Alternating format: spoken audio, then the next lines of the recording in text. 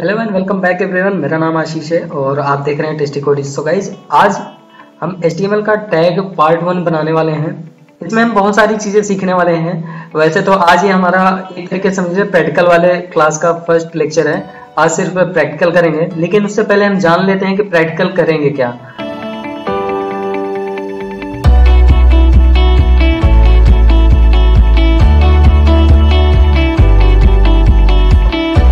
ठीक है, तो जैसा कि टाइटल में लिखा है HTML टैग पार्ट 1। पार्ट 1 इसलिए मैंने लिखा हूँ क्योंकि मैं इसका पार्ट 2 बनाऊंगा, पार्ट 3 बनाऊंगा, क्योंकि HTML बहुत थोड़ा सा नहीं है। HTML के बहुत सारे टैग हैं और टैग पढ़ने के बाद आपको एट्रीब्यूट्स भी पढ़ना जरूरी है। ठीक है, क्योंकि टैग अकेले से सारी चीजें नहीं हो जाने वाली हैं। तो चलो शुरू करते हैं। सबसे पहले हम जान लेते हैं कि हम इसमें देखेंगे क्या क्या। ठीक है, तो इसमें कुछ लिस्टिंग हम बना के रखे हैं, आपकी स्क्रीन पे अपीयर हो रहा है। H1, H2, H3, H4, H5 and H6 ये सारी है क्या। लास्ट मैंने लिखा हूँ हेडिंग टैग है।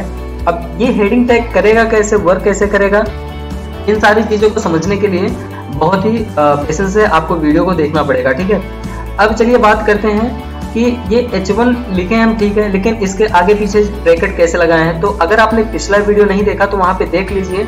हम आपको बहुत साफ साफ तरीके से लिख के बताए हैं कि HTML का टैग स्टार्ट होता है angle bracket open and close के साथ। ठीक है, तो जैसा कि यहाँ पे हमारा H1 है, H2 है, H3, H4, H5, H6 ये सारी चीजें लिखी हैं। तो ये सारी चीजें क्या है, हमारी टैग है।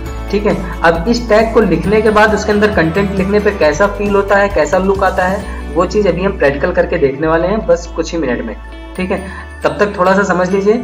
साथ में P टैग है, P for paragraph, paragraph tag है। आप एक चीज यहाँ पे ध्यान दीजिए कि यहाँ जितने भी सारे टैग्स हैं सब सिमेट्रिक वर्ड है। सिमेट्रिक वर्ड मतलब होता है कि सिमिलर जो वर्ड होगा उसी से रिलेटेड उसका वर्क होगा। ठीक है, तो इसको बोलते हैं सिमेंटिक टैग। तो ये सारे सिमेंटिक टैग हैं। आप इसको HTML4 वर्जन समझ लो, HTML5 वर्जन समझ लो, डजेंट मैटर, क्योंकि दोनों में सेम है। कुछ टैग HTML5 में एक्स्ट्रा मिले हैं जो मैं आपको बताऊंगा आगे सबसे लास्ट वाले पॉइंट पे। ठीक है, तो अब हम बात करते हैं P टैग के बाद BR टैग। BR टैग पे मैंने एम्प्टी टैग लिखा है। अब आप कहोगे कि इसका तो कोई रिलेशन ही नहीं है, BR अलग है, एम्प्टी अलग वर्ड है। नहीं, एम्प्टी टैग है। बाकी BR से ब्रेक लाइन होता है। ठीक है, यहाँ पे मैंने लिखना भूल गया, बट मैं यहाँ पे लिख भी सकता हूँ, कोई इशू नहीं है। यहाँ पे अगर आता हूँ और मैं यहाँ पे दे देता हूँ ब्रेक लाइन। ठीक है, तो इसका कोई बहुत बड़ी बात नहीं है, ये ब्रेक लाइन के लिए टैग यूज किया गया है। फोर्थ पॉइंट पे आते हैं सेंटर टैग। सेंटर मतलब क्या होगा, कोई भी कंटेंट लिखा रहेगा उसको सेंटर करेगा। Same as it is HR tag भी हॉरिजॉन्टल करेगा। Pre tag pre formatted tag करेगा। NBSP जो होता है नॉन ब्रेकिंग स्पेस देता है। I टैग इटैलिक जनरेट करेगा। U टैग अंडरलाइन जनरेट करेगा। अब आप ये मत समझ लेना कि आपको पूरी HTML आ गई। ठीक है, टैग ऐसे ही होता है, टैग यूज ही ऐसे किया जाता है, लेकिन यूज करने का तरीका और यूज कैसे करना है वो चीज समझने के लिए आपको पूरी वीडियो देखनी पड़ेगी।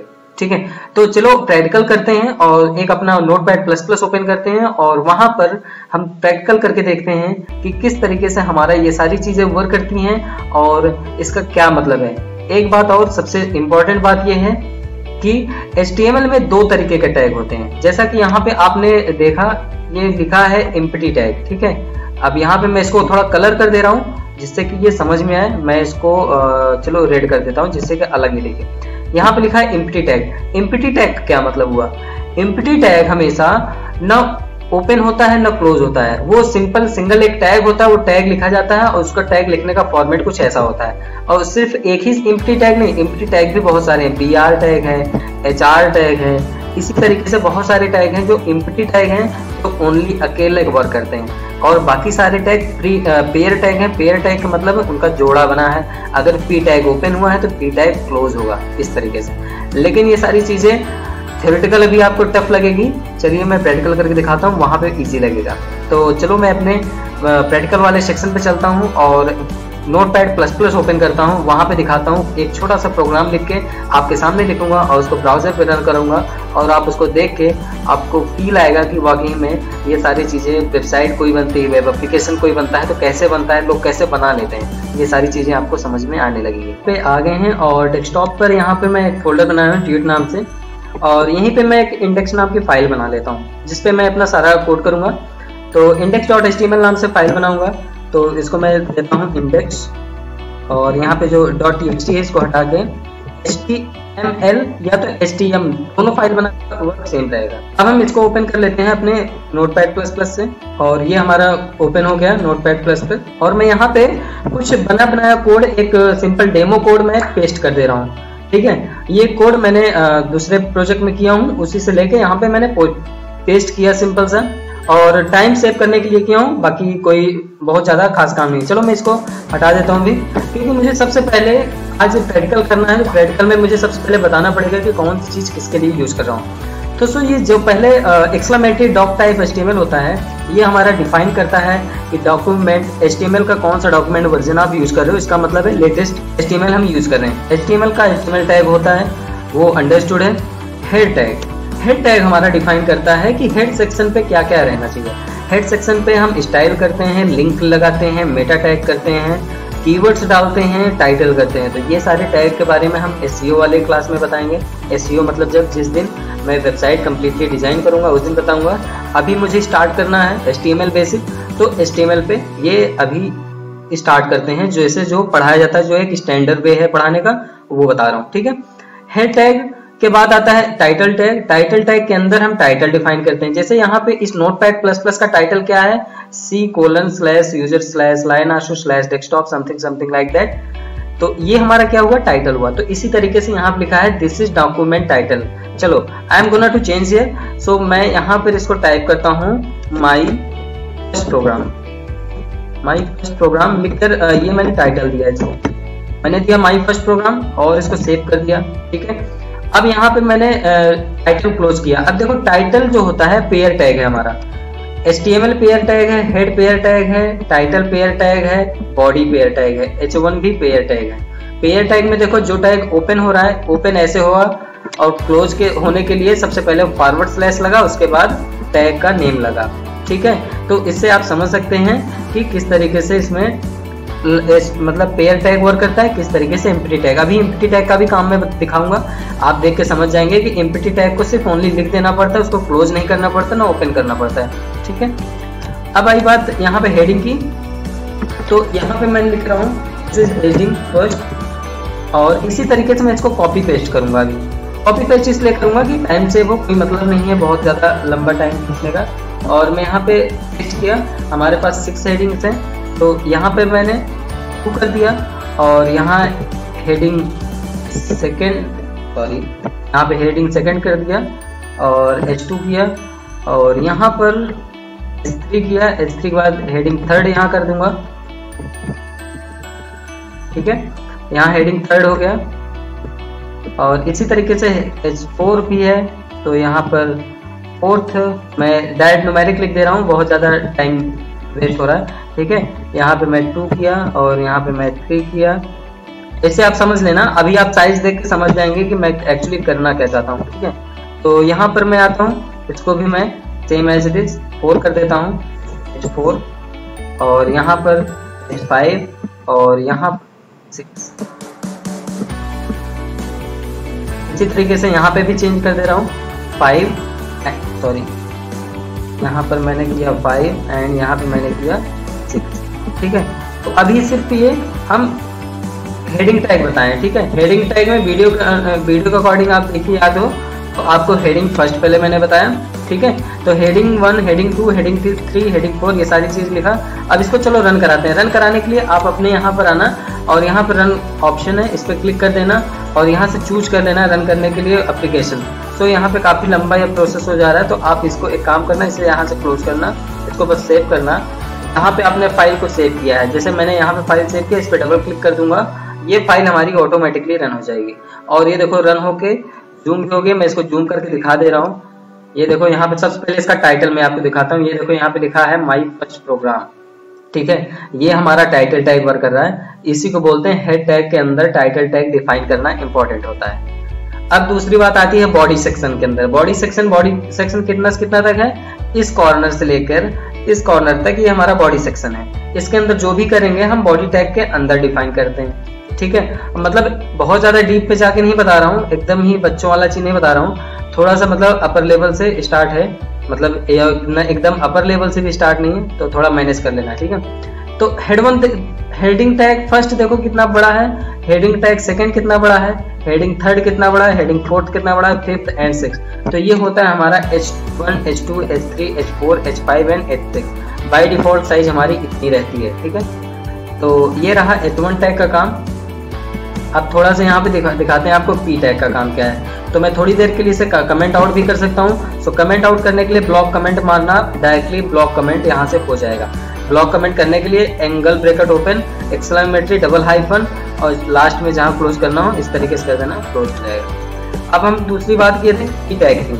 P टैग मैंने बताया था पेयर टैग है। P टैग ओपन होगा तो क्लोज भी करना पड़ेगा। P टैग यहाँ मैंने क्लोज किया। अब मैं लिखा यहाँ पर दिस इज पैराग्राफ,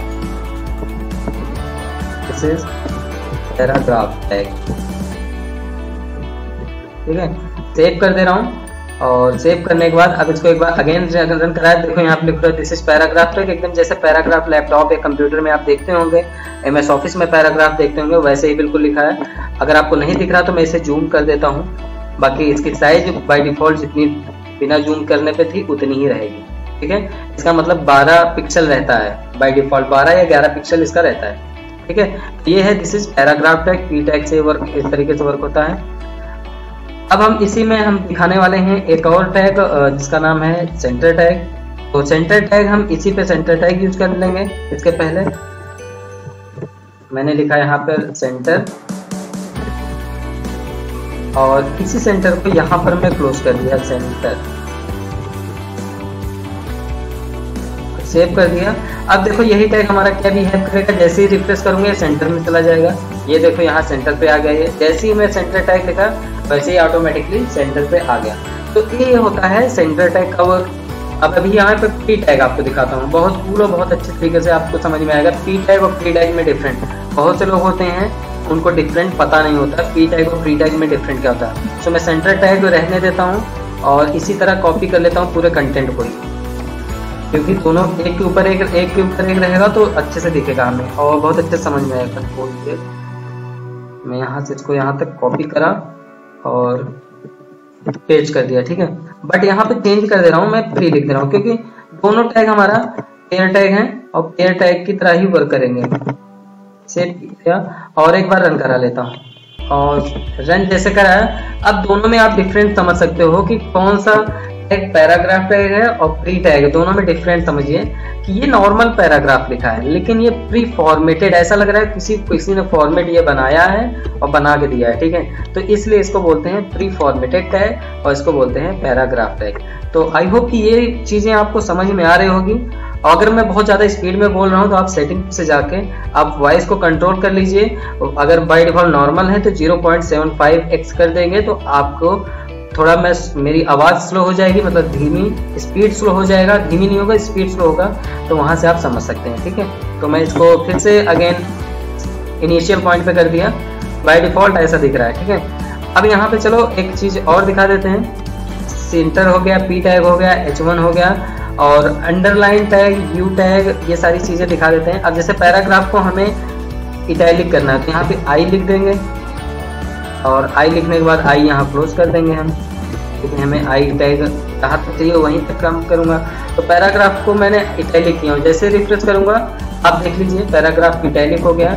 सारी ये कंटेंट नॉर्मल है बट ये कंटेंट इटैलिक हो गया, ठीक है। अब अगर इसी पे हम पैराग्राफ का अगर अंडरलाइन ऐड करना चाहें तो यहीं पे मैं अंडरलाइन भी कर सकता हूँ, U टैग लगा दूंगा अंडरलाइन में। चलो मैं टैग को अंडरलाइन कर देता हूँ।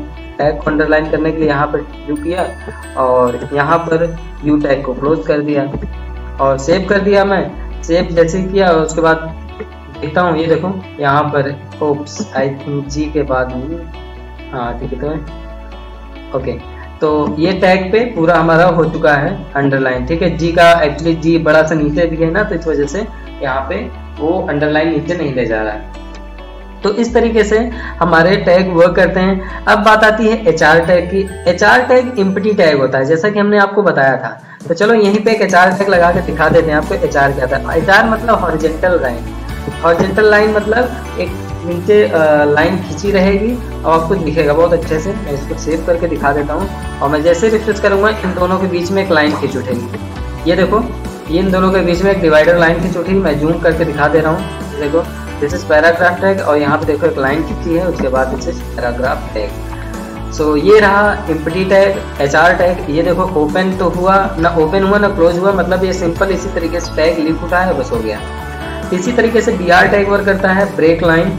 और ब्रेक लाइन कैसे वर्क करता है वो आपको मैं पैराग्राफ, बड़ा सा पैराग्राफ लिख के दिखाऊंगा तो समझा दूंगा, तो उसके लिए बहुत ज़्यादा प्रॉब्लम वाली बात नहीं है। अब हम थोड़ा सा बात कर लेते हैं @NBSP की। NBSP मैंने बोला था non spacing, non stop spacing, मतलब स्पेस देता है वो एक कैरेक्टर के बराबर। सपोज अगर हमें देखना हो पैराग्राफ में पैरा अलग करना है, ग्राफ अलग करना है, तो यहाँ पे मैं क्या करूँगा @NBSP इतना लिख के जैसे ही इंटर कर दूंगा, अब इसके बीच में गैप आ जाएगा। सेव करके दिखाते हैं आपको।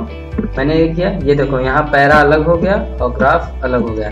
तो इस तरीके से अगर आपको लग रहा हो कि मैंने स्पेस किया उसकी वजह से, तो लो मैं स्पेस हटा दे रहा हूँ, इसका स्पेस ये मैंने हटा दिया और सेव किया, और उसके बाद अभी देखना ये अलग अलग ही रहेगा। अच्छा एक स्पेस काउंट करता है, लेकिन अभी भी एक स्पेस यहाँ बना है, और ये वर्क कर रहा है हमारा @NBSP एट्रीब्यूट, ठीक है। तो इस तरीके से HTML को हम सीख सकते हैं, काफ़ी इजी और कूल है। और अभी तो मैंने स्टार्ट किया है, ये आगे चल के बहुत ज़्यादा अच्छे से समझाऊंगा, और एक जब वेबसाइट डिज़ाइन करूंगा ना, तब आप देखोगे, तब समझोगे कि हाँ वाकई में HTML कुछ होता है। सो मिलते हैं नेक्स्ट वीडियो में और नेक्स्ट टैग के साथ, नेक्स्ट एट्रीब्यूट के साथ। तब तक के लिए बाय बाय।